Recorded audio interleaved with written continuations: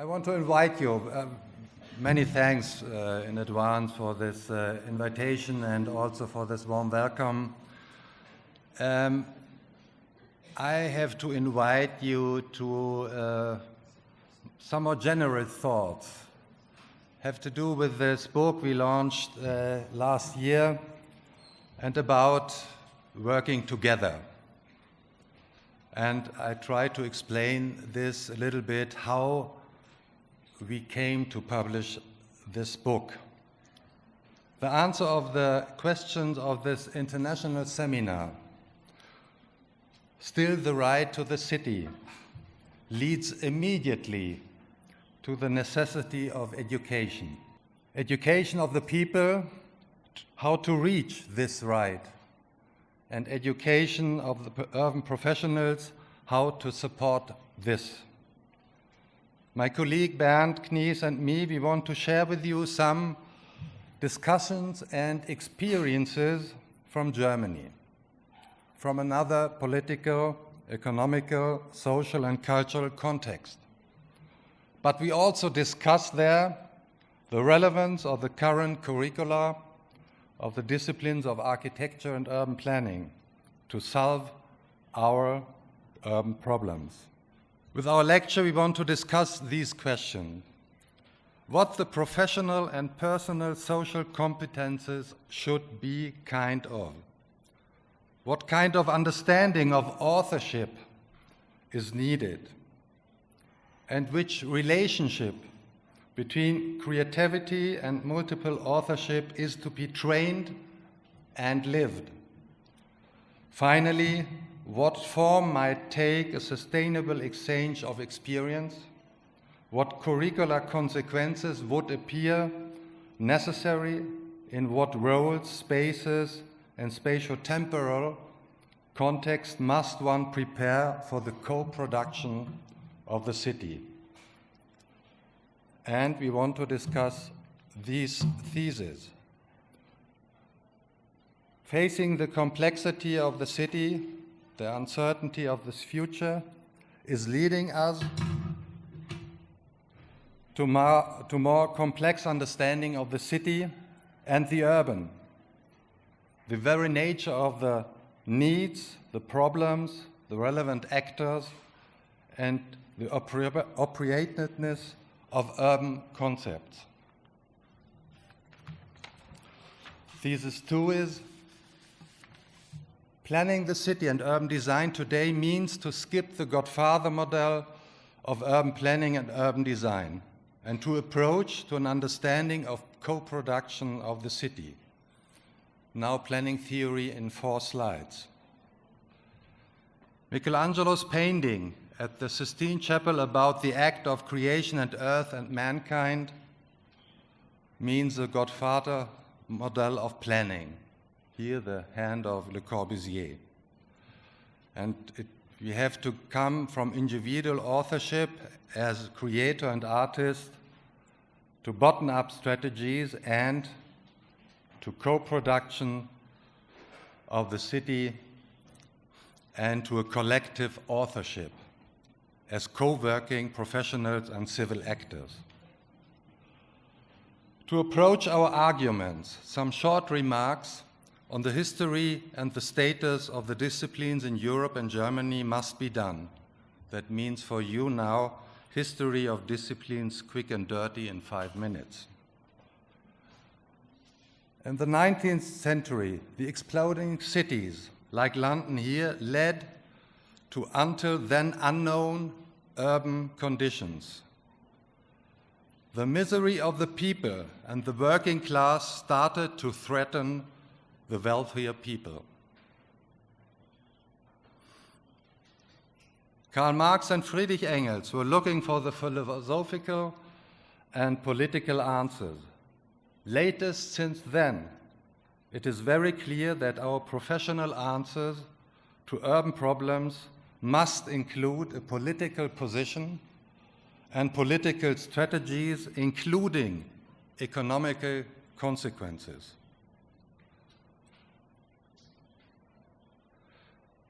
The civil engineer Reinhard Baumeister in Germany was one of the vanishing points to start with the discipline of urban planning.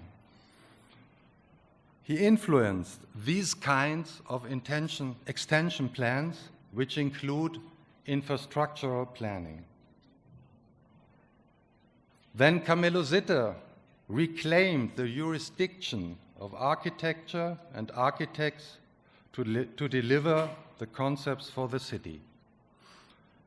And he relates his urban design proposals for the modern city to the old city. And the modern movement produces visions of livable cities, starting with the urban social utopists like Owen and Fourier, followed by Howard and the Garden City movement, Tony Garnier, and then with the mentioned Le Corbusier and many others. They all postulate that the design of the new city will create the new urban society and new mankind. We know about the success of these ideas. That means we know about the failure of this nice hope. From the 1970s on, after students' protests and economic crisis, architectural education was criticized in Germany and Europe to be subcomplex and not adequate to solve urban problems. So, at different universities, they started to invent different planning study programs like urban planning, spatial planning, regional planning. Most are 5-year programs with interdisciplinary curricula integrating sociology, economy, real estate, law, infrastructure, engineering, architecture, and urban design, urban history that differs from university to university. And this is the timeline when the universities which are mentioned introduced the new study program. The idea was architects, civil engineers, and urban planners should work together in an interdisciplinary urban team from now on. But it was a kind of a tragedy, or it was symptomatic for the very difficulty of team working, especially in interdisciplinary teams. Until now, there are remaining many kinds of strangeness and ambivalent feelings if these disciplines meet. The architects were criticized to be only designers or artists, the civil engineers to be technologically determined, and the urban planners to be too analytically orientated. These professional aversions, like cats and dogs, until now are including the self-declaration of each discipline to be the most relevant one to solve the urban problems.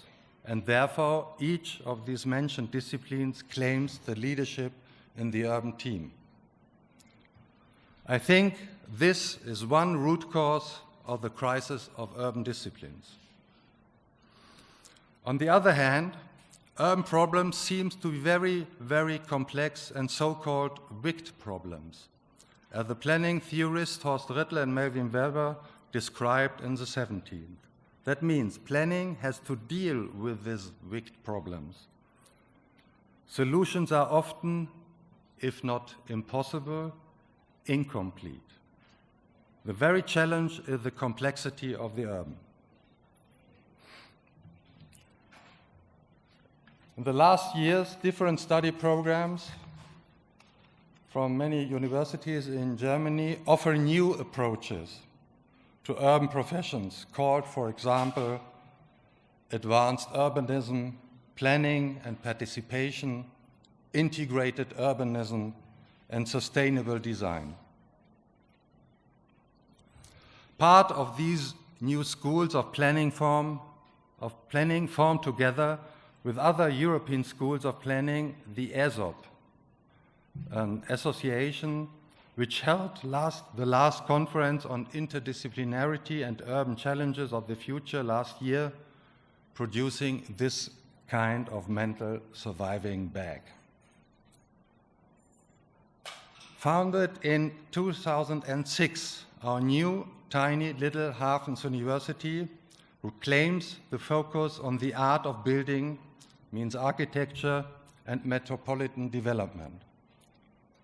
This thematically range leads programmatically to rethink the urban disciplines and to discuss the education and the curricula for a new field of urban professions. And so we did in this university with the invention, for example, of the program of resource efficiency in architecture and urban planning and urban design, which my colleague Bernd Knies developed and worked on since about more than 10 years and will explain in a few minutes. With this background and integrated in the before-mentioned discussions, we could invite 2016 about 100 urban professionals from several disciplines, urban practitioners with different backgrounds to this workshop.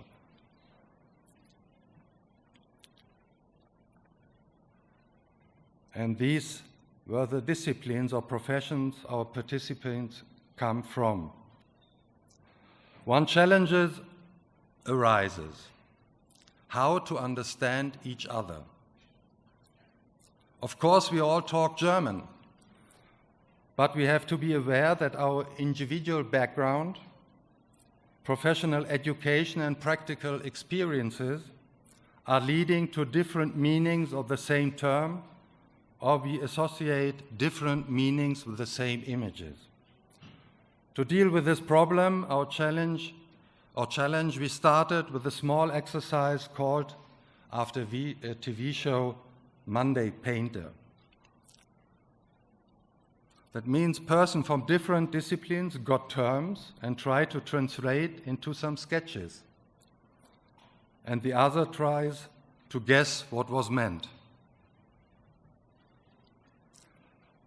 This illustrated in a quick and playful way the challenge of understanding, and that to understand each other is kind of a work led by interest and respect to the position of the other. In 2017, Vinicius Andrade answered some questions on the necessity of rethinking urban professions and practice as follows. And we took it in our book, therefore mention it. Challenged by huge urban problems in Sao Paulo, we discussed that urbanism must be seen not as a specialization, but as a field of activity where not only architects and town planners are involved, but economists, anthropologists, engineers, etc. also act. And especially in today's reality, real estate market agents, legislators, administrators, and public managers. Our book was published last year. New urban fields, what does it mean? Influencing urban development purposefully and positively can be only accomplished productively if one goes beyond traditional disciplinary boundaries, we are convinced. What is required, therefore, is a rethinking within urban practice. The context of the book is, one chapter is about phenomena. In this part, our authors try to reflect different aspects of several practitioners, how their practice and experiences are influenced by places, processes, structures, strategies, competencies, authorships. Or the second part of the book deals with transfer. Here we collected articles and comments on different dimensions and aspects for what and how we could prepare for the necessities of these urban fields of work. What should be integrated in future curricula? Multiscale, spatial agency, transformation, temporalities, co-production, improvisation, multidisciplinarity, and exchange. Among all the different posts in this chapter, you will find also the articles of my colleagues and friends Renato Anelli from IAU USP in Sao Carlos and Ana Paula Curi from São Judas Tadeo University in Sao Paulo. With both, like with Vinicius, we are in contact since our common workshop with students on the favela of Diadema and the Architectural Biennale 2009, and work together since then in different formats and programs. Last but not least, of course, my colleague Bernd Knies, together with his team, has written about the experiences of their work. We will continue now. Thank you very much for your attention.